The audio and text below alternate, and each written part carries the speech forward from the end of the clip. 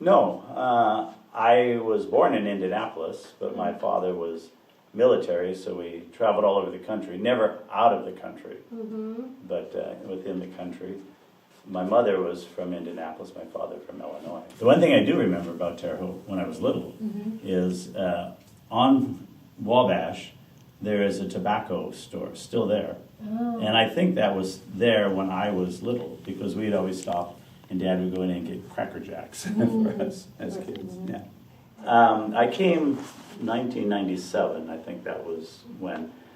Actually, I had just come back from teaching in Cairo, and with the Jesuits there. And I came back and I was living at St. Simon's Parish.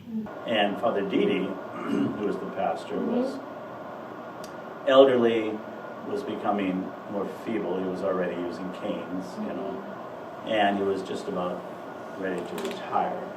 And they wanted somebody to help him. So I got a call from the personnel director one week and said, would you mind going to Terre Haute, helping Father Didi on the weekend, and then going back. I was in the seminary, but I left just before I was ordained a deacon. And I went into Peace Corps for 3 years. So I broke up my studies with that interval of serving in the Peace Corps teaching overseas in West Africa. When I came back, I lived with a monk in Tennessee from St. Mindred, and he had started a foundation there, and he had a little parish. And we used to have to take the ferry across to the parish every Sunday, or every time we had Mass over there. And at the end, I was there a little over a year. And at the end, I chose to ask the bishop if I could continue my studies. And he said yes, of course, so I did. So I was ordained, and my first assignment was at St. Simon's Parish in Indianapolis. It was, at that time, it had the largest school. We had 600 students in the school. And, I had taught, and I had done several things, so the bishop said, I think you would be a good person to go there. And but I was an associate. I was not an associate pastor. I wasn't the pastor. But the pastor was an older man who was also had health problems. And just prior to my coming, he had his 4th major heart attack. And so he was out of commission for about 3 months after I was assigned. So I basically ran the parish, and then he came back, and at the end of that year he retired. And at that time, the personnel director asked me if I would be interested in teaching. So I taught at Cecina High School on the east side of Indianapolis. So I taught there for 8 years, and then from there I was asked to go to Bloomington, 9 years. Pastor at St. Charles in Bloomington, which is on the south side of the university. The 2 major parishes in Bloomington, Indiana, were St. Charles, where I was pastor, and then also St. Paul's on the north side, which is technically the Newman Center, because St. Charles was closer to the southern dorms. Those students usually came to us. But anyway, I was there for 9 years. And prior to that, I taught high school, and I lived at St. Teresa's Parish, but I lived there and only helped out. But I also then had a parish in south central Indiana, St. Maurice, which is Jerry's, Mormon's home parish. So that's how we knew each other, because when I went there, Jerry was working in his father's sawmill, and he had a degree in education. We were looking for a teacher at Cecina, so I said, would you be interested in teaching at Cecina? And then, with me, you could go out on the weekends to the parish. From Bloomington, we're allowed a sabbatical every 7 years. We can take 3 or 4 months to renew, to study, to relax, whatever. Different priests do it a different way. But I asked the bishop if I what he said, you know, Ron, you haven't had a sabbatical since you were ordained. And he said, why don't you think of one, and if it's reasonable, I'll approve it. So I thought, what could I ask him? So I thought, well, I'd like to live in Israel, in the Holy Land.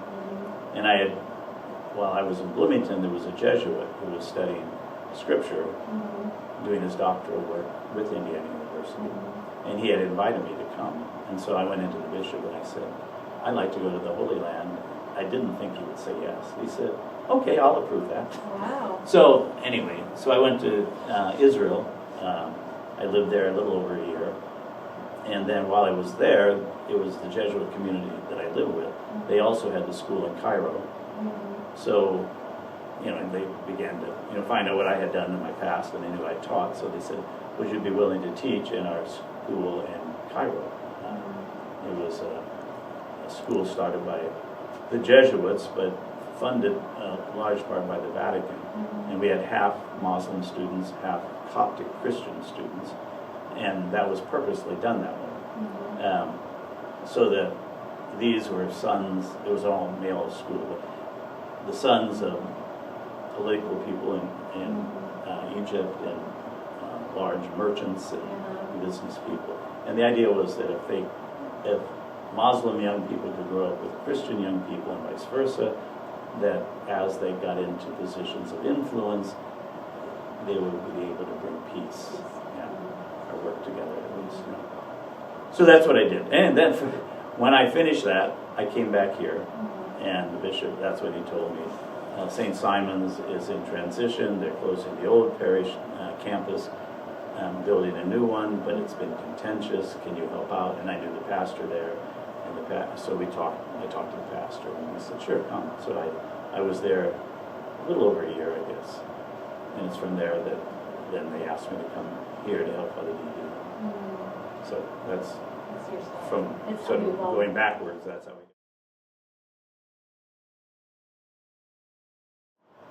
That first Sunday I came, and I had to sort of find it. I mean, I had directions, but when I looked at it, it was, you know, it looked small compared. But when I went inside, I thought, I couldn't ask for a better place to you know, lead a congregation with Mass. I like this style. It's familial. Everybody feels at home. People share and talk as they come in. That sense of gathering as God's people. And I think the whole renovation that Father Didi and the architect Mary Beth did is very, very conducive to worship. Some of our older churches, at least in my estimation, do not draw people in. Nothing against the other, like St. Benedict's, beautiful in its own way, but there's always a distance between the priest and the people because of the immense size, and also the reality the priest is way up there on the altar and the people are on that side. What struck me was the diversity of the congregation. Obviously, there was a Filipino group, you know, a large group in our parish. There was also, at that time, a whole, not a big group, but another group of Vietnamese who were coming here. I think most of them have moved beyond Terre Haute, but they were here. People are always what you remember the most and connect with. A lot of people, the Filipino community obviously was a part of, you know, the heart of the parish as well. Overall, people get along well. You know, it's a diverse parish, and sometimes that's diversity doesn't always translate into richness, but here it does, I think.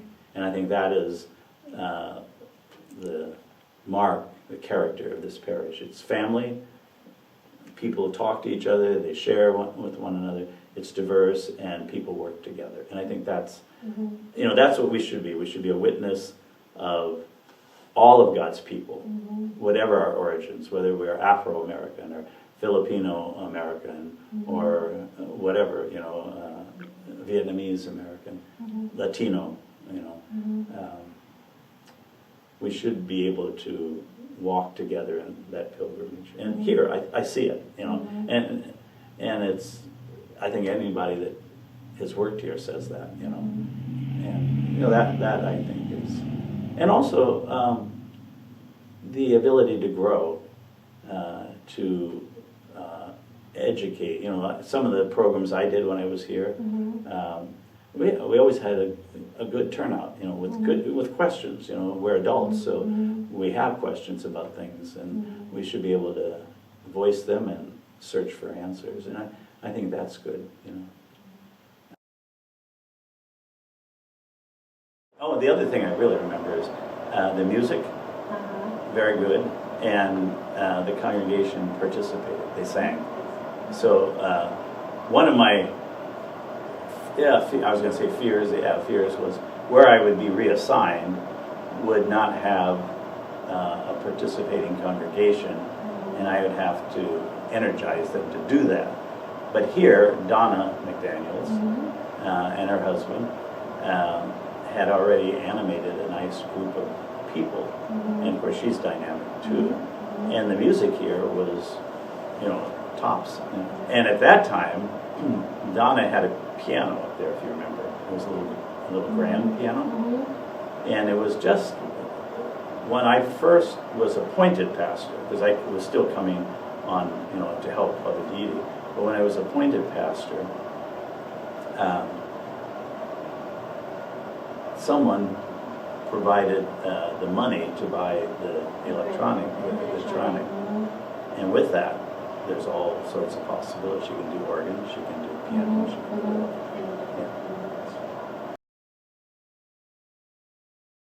one of the most unique things about Father is, you know, introducing the readings. When I was in the seminary, when I came back from overseas, and no, it wasn't when I came back. Anyway, I was a deacon, so I had already come back from overseas the first time, Peace Corps, and I was back in the seminary. We were given an option in the January month to go study at several different places, sort of to exchange. Some students from other seminaries, Protestant seminaries, and other schools came to St. Meinrad. They could take that month there, and we could go elsewhere. One of the places we could go was Cuernavaca in Mexico, and it's just south of Mexico City. And so I chose to go there with another group of seminarians to learn Spanish, or begin learning Spanish, and to just live in the Mexican church. And the bishop there, whose name was Sergio Mendez, we always went to Mass, the daily Mass, and the Sunday Mass. And Sunday Mass, he always celebrated it. And that's what he did. Every Sunday, when he would come in, and he would, you know, all the introductory things, and then the opening prayer, then he'd go out to the congregation with his crozier, because it was the bishop, and he would begin to explain what they're going to hear in the readings and put it in a historical context. And he did it in Spanish, and we could understand a good part of it. But I thought, the more I heard that, the more I thought, that's what we should be doing. There's where the entirety of our congregation is. You know, you can do Bible study, you can do a teaching on one of the books of the Scripture, you know, an adult study or whatever. But here's where all the people are. And so, when I got back to St. Meinrad, that's what I started to do, even as a deacon, when I would do like a prayer, the communion service in a parish or something, I would do that. And almost invariably people would say, that made me hear and listen to the reading much better.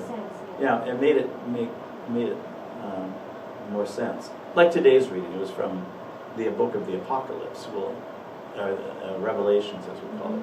You know, it's, you know, yes, it you know, focuses on Mary, at least from our Catholic perspective, but there's another whole dimension to that. And if people learn and hear that before it's read, then better understand. Yeah. Linda Paulin mentioned that you are one of the instrument of them having a machine for the noodles. Yes. She said that with that they were able to make a lot or something like that. Well, they were doing noodles, you know, when I came. So they were already doing. They were already doing the noodles. They were doing it all by hand, and I Jerry and I were we had gone to Bloomington as we were coming back. I forget what that shopping center is by sort of south of Bloomington. It's a lot of different shops, different retail places, but they had a place in there that was geared to kitchen equipment, and we were in there, and I saw the noodle. It's not a noodle maker; it's a kitchen maid. I get KitchenAid mixer, and it was heavy duty. And I was reading on the box. It showed the instruments for making noodles and flattening the dough, and then actually cutting the noodles. And I said, we ought to get this for the ladies. So I did. And when I came back, I showed it to them. Oh, thank you. Well, since then, I think they have 3 or 4 of them now, but it grew from that. Yeah. That's good. So I think I have a sweet place in the hearts of the ladies, because I made in one way I made their work easier, but I made it harder because they've expanded it. Yeah. The one thing I do remember, though, when I was appointed pastor, but it had been announced that I was going to be pastor, but I hadn't been installed by the bishop. Father Dede, who was living, in the rectory over here, not in this house, they even prior to my coming, but I was helping out. They bought this house over here. And what I heard from the grapevine is they bought that house to sort of entice me to stay, and which was nice. I enjoyed being here, and obviously they must have liked me being here. So they bought the house and renovated it a bit, carpeting it. But Father Dede was going to move to apartments on the east side. And the more I thought about it, I was familiar with the physical plan. And the upstairs of the rectory was where priests used to live, okay? And I had looked it over and I thought, well, we can get a kitchen up there, and it can become, I'll live up there. And then I thought, well, let him live here, because he was retiring. Well, when I first posed that to him, he said, no, I shouldn't do that. It's not good to have the old pastor with the new pastor. And I said, well, it just depends on if you get along. If you get along, fine. If you don't, then maybe it's not. But anyway, he proceeded to rent an apartment, actually. He didn't move over there. About 2 weeks later, because he was still officially the pastor, he called me into the office and he said, I want to ask you something. Can I take the offer up that you... And I said, you mean the house? I said, of course, yeah. And he started to cry, which you didn't see Father Dede cry very often. If I had to pull out one thing that stood out more than anything, it was the execution of Tim McVeigh. Our parish had become sort of the center of the protest against execution. Not just Tim McVeigh, but his was going to be the first execution after, I think, 40 years of not executing people in the federal system. And when they chose to go ahead with execution, there was a lot of protest. You probably remember all that, and our parish became one of the centers, or the center of the protest. But beyond that, at that time, I was also acting as Catholic chaplain at the federal penitentiary from here, because it's in our parish. And I got to know Tim McVeigh, as well as other people, and another one that was executed after him, Raul Garza. So that whole experience of, we had people from all over the world here, because it was going to be the first execution again, and of course he was, what he did was so horrendous that it was broadcast all over the world. In fact, I was in Jerusalem when it happened, and I can even remember where I was when I found out. I was sitting on the steps of the Joppa Gate. There's sort of like a amphitheater that goes down to the gate to the old city when I found out. And I remember going to the tomb of the of the resurrection of Jesus is in Jerusalem, and praying, because we didn't know who did it at that time. At the first announcement was, people thought it was Arab terrorism, and it wasn't. It was one of our own, who did the bombing. So when that took place while I was overseas. When I came here, then they brought Tim McVeigh here. So that connection. And I had actually written him a letter, just sort of telling him that I was in Jerusalem when he was apprehended, if there was any way that he would like to see a priest, I'm willing to.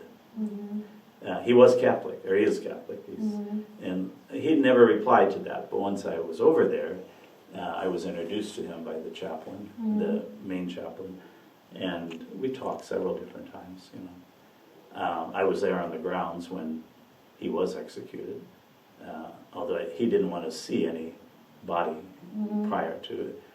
However, the warden came in about 3 or 4 in the morning to Tim and said, we have a Catholic priest outside of the city and everything, and if you would like to speak to him, he's available. And Tim did see him. So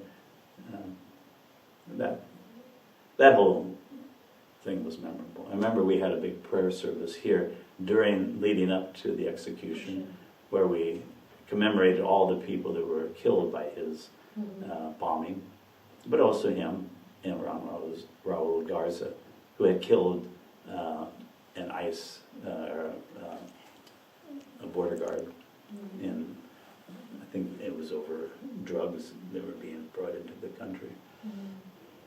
I remember that we had a big, and then at Mass, I remember Sunday Mass prior to the execution, we had journalists and photographers in the back of the church. And as we began Mass, I remember stopping, after I greeted everybody, I acknowledged that they were here, and I said, you're welcome, we welcome you as a faith community, but I would ask that you please stay back there, no flashing of cameras, don't come up here where we are a community of prayer, and this is, and they respected it. Yeah, they did it. What do you love most about your job? I mean, about what you do? I like the fact that I'm called to bring the presence of Jesus to people, and that to me is what we should be doing. And that doesn't mean we do it perfect. Not just me, but all of us should be doing that to one another. But as a leader of the Catholic community, I should do that too. And we don't always do it perfectly. We are sinful like everybody else. But to be able to witness to Jesus through our weakness, through our sinfulness, and still grow together is what we're called to do. In family, whether it's the nuclear family, father, mother, and the kids, parents don't always do the right thing with the kids. Kids obviously don't always do the right thing with the parents. And so how do you grow despite, or not just despite, but even with those difficulties, those mistakes made or whatever. And I think, I hope that's what I witnessed to here. And I like, the liturgy, the Eucharist is the center of my life. Now, what were the struggles of the church then and now that you can remember? Again, one of the major struggles of the church community at that time was the death penalty, and it probably will become again, because they just reinstated it, unfortunately. Reinstated by the Attorney General, who I had heard that he is Catholic, which to me, what are you doing? One of the questions that has been prominent, not so public, but prominent, because my background of living in the Middle East, living with Muslims, knowing the Islamic religion, is the question, what about Islam? Are they terrorists? Do they believe in the same God we do? And so I've done a few programs in dialogue about that.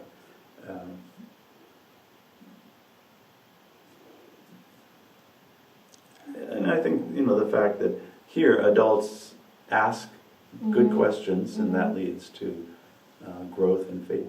Yeah, I don't know if I don't think there's a lot of changes. The pastors have changed, but that always happens. But I think the one thing that Father Didi did, and I think this was sort of a base even from when I came and then beyond. Father Didi gave a lot of empowerment to the lay people. He didn't choose to do everything himself. Sometimes he could be a little gruff in making decisions, but overall he gave the lay people the empowerment. And with that, and not just participate, but to take major roles. And so with that, when I came, that actually makes the pastor's job easier. And not just because it's easier, but it makes the church more vibrant and more solid and more able to be stable through many changes. And so Father Didi, me, Rick Ginther, and now our young pastor, Father Dan, our young pastor. And I think what Father Dan experiences, the same thing I did, is people do things. They don't necessarily always have to come and ask Father, how should I do this? They do it. I think adult education is always something that's important. Programs that are geared primarily for adults. And we do that. I mean, Father Dan has done some of that with the book thing. I think every fall he does a book, maybe in the spring as well, and gather for that. I think that's good. I think asking the people what questions they have is a good way to program adult ed, adult programs. Doesn't have to be a continuous thing. It could be one night when you come together and some presentation is given and then questions and discussion. And it's done well here, but I think that's always important. We're going to be into, remodeling a bit the interior of the church, and some of the things that are going to happen are going to be really pretty spectacular. I was thinking of this just the last couple of weeks, because Father Dan and I have talked a lot about it. It's really going to transform this church with some of the presentations of Christ and the apostles and that, and then on this wall, more modern saints. I think that once that goes into place and we create a brochure that explains it all and we talk about it, it will enhance the faith life of the church here, even, deepen it, I'm excited about it, really. I'm not, I think if you were at the meeting, the last meeting we had, parish meeting, when Dan was talking about, the Blessed Sacraments can be put back out there, I personally, if I were going to build a church, would have a separate chapel for it. But this there's limited space here. And so, to put the sacrament back out there, that's going to change a bit, the prayer sense of the church. And we've even talked about what do we do with this? It'll be at least the sacrament of reconciliation, but it's big enough to be, for the crowd we get for daily Mass, a daily Mass chapel as well. That's a new thing. Maybe I shouldn't say that because I wouldn't put that in right away because we haven't talked about it yet. But we're sitting here, so I remembered. But that could be a very beautiful space. Like we call it a chapel of reconciliation. We'd have the altar on that end, and then the ability to do the sacrament of reconciliation on this end. One of the Eucharistic prayers says the sacrifice of reconciliation. So it'll be very appropriate. So there's a lot of neat things. With every new pastor, you get a new energy and a new vision, and that's good. And for me, you asked me what I like. One of the neat things is to work with a young man who is a priest and the pastor. on one hand, when he was appointed, I thought, I don't want to interfere in any way with him, because that's not good for him. But I don't feel that I think we work well together, and so we share back and forth a lot, and that's a neat thing. You know, I've always worked with an older priest. Now I'm the older priest. It's the other way around. Yeah, and so it's neat to see his energy and what he emphasizes, which is each pastor is going to emphasize different things. And so I support him. You know, I enjoy supporting him, and we talk very openly with each other about things, and so that's neat. My hope, I'm going to take it back a little bit. My hope was that it would not be closed. You know, when we were doing the United in the Spirit, or whatever they call that, you know, analysis of all the parishes, I was thinking this is one of the smaller ones, and Sacred Heart on the north side may even be smaller than this now, because when they closed the school, a lot of people went over to St. Patrick's or whatever. But I just had prayed that the family faith community that's here would not be asked or required to close us down here and move elsewhere. And it hasn't happened. And just the opposite. You know, the diocese has been very clear to Dan that this is going to be here for the next 50 years, you know, or whatever. And that the renovation that's taking place will solidify that, you know. And I think once it's in place, when people start seeing it, even more people will come, you know. So that was my hope back then. And, you know, that it grows. I think what growth brings, you don't know until you start going that road, you know. At one point, you know, we thought maybe we'd move to the south side, you know. When I was here, that was one of the plans. In fact, we did a campaign with that in mind, and in the end, the bishop, I'll say it the way I think, he reneged on his, you know, he had approved that, and then he told Father Ginther that he didn't approve it, but he did. You know, I was there, Mary Beth was there, so, but that's past, you know, you can't bemoan what's not going to be, and the fact that the parish is going to be here, it's living, alive, and active, that it continues to grow, and be a particular witness, you know, to its diversity and to its family, welcoming the warmth of its people. Yeah. Now, what advice can you give to those who are presently working in the parish? Work well. I mean, really, they do. You know, some parishes, I would say, you know, cut the griping and move on. But I don't hear that here, you know.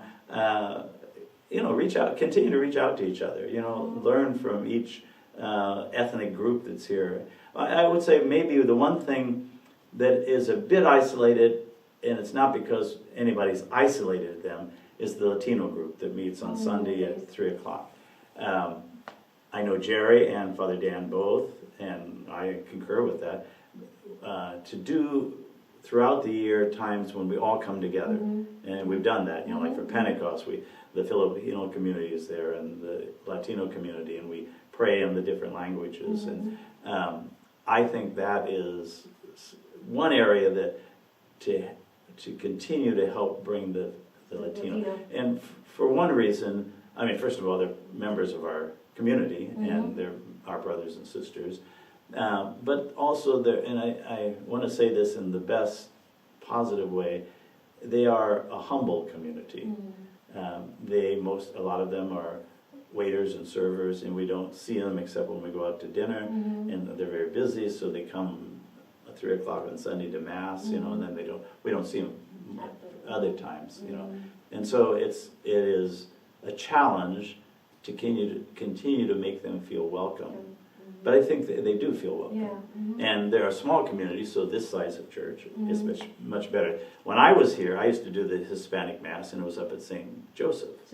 And St. Joseph is big. And they were scattered all over the place, so it was like, hey, back there. You know? Yeah. But here, they're together and they feel comfortable, and Father Dan is, and Jerry and myself for that matter, because I do we rotate who leads the Spanish Mass. Dan does it, I do it, and then the two priests from St. Joseph and St. Benedict's do. But the Hispanic community feels welcome here, and using the facilities, for their gatherings and that. So I think that's a good thing, and it just needs to be developed more. Yeah. But I would say my message for both of them is this: draw closer to Jesus. I mean, that's the heart of what we're here for. The closer we draw to Jesus, the closer we'll draw to each other. Read the Gospels, pray the Gospels, meditate on the Gospels, and in that, come closer to the Lord. For Father Dan, the same thing. I think that's what all of us need to do, and that's the heart of it. By appointment, Dan is an administrator as well, but and he's young. So Father Dan is pulled in 1,000 directions, more so than when I was here. More so than when I was here, because I only had this parish. But he's got St. Patrick and here. And I do it in a teasing way, but I know he knows I mean it. Balance your time out. You don't have to go to every meeting over at St. Patrick, or here for that matter, but take time for yourself as well. Otherwise, you'll burn out. You're young, you've got lots of energy, you want to be present. When people ask you to do this or do that or come to this meeting, you want to. Any priest does. But if you are consumed totally, you will burn out, and then you won't be able to do any of it. And I said, all of us when we were first ordained, we took on everything that we possibly could do, and I mean that's natural, I think, But as you get older, you realize you need to have time to relax, to be at peace, to pray, to clear your mind, And if you don't, then everything else begins to suffer. So come close to Jesus. That's closer and closer. That's what our journey is about. But for Father Dan, my elder advice is, my elder advice, now that I'm on that side in fact, I'll be 75 this Saturday. That's my birthday. Happy birthday. Yeah, thank you. So that perspective of having been a priest for a good while, just learn to say, I can't do that, or somebody else will do it for you. Yeah. But some weekends he's had all of the parish masses here and there, plus a funeral, plus a wedding. And this has been back so. And I went up to him, I said, Dan, I'm here. You don't have to give me 2 weeks notice for me to come in and celebrate the Eucharist and preach. I can do that. So take advantage of it. And he sees that. And I think he's doing better now than when he first came. Well, the Risen Christ, you and Sylvia donated the money for that. The dying Christ, the crucified Christ, was Riva and what was her husband's name? I can't remember his name. Riva was the wife's name. Anyway, I can't think of the husband's name. They donated the dying Christ, and so this is sort of a unique parish that we, during the ordinary time and the time that isn't dedicated to the passion and death of Christ, we have a risen Christ there. But when we are meditating on his death, we have the ability to put the dying Christ there. And then the icons, this and that came from Assisi. We got that. People did respond. I think that you were asking about role of a pastor or Father Dan or me. One of the things is to somehow inspire people to come forth with their gifts, you know, and you offer some things and they respond, they have ideas, and that enlivens the parish community. Okay, Father, thank you very much. Yeah, Thank you. really great.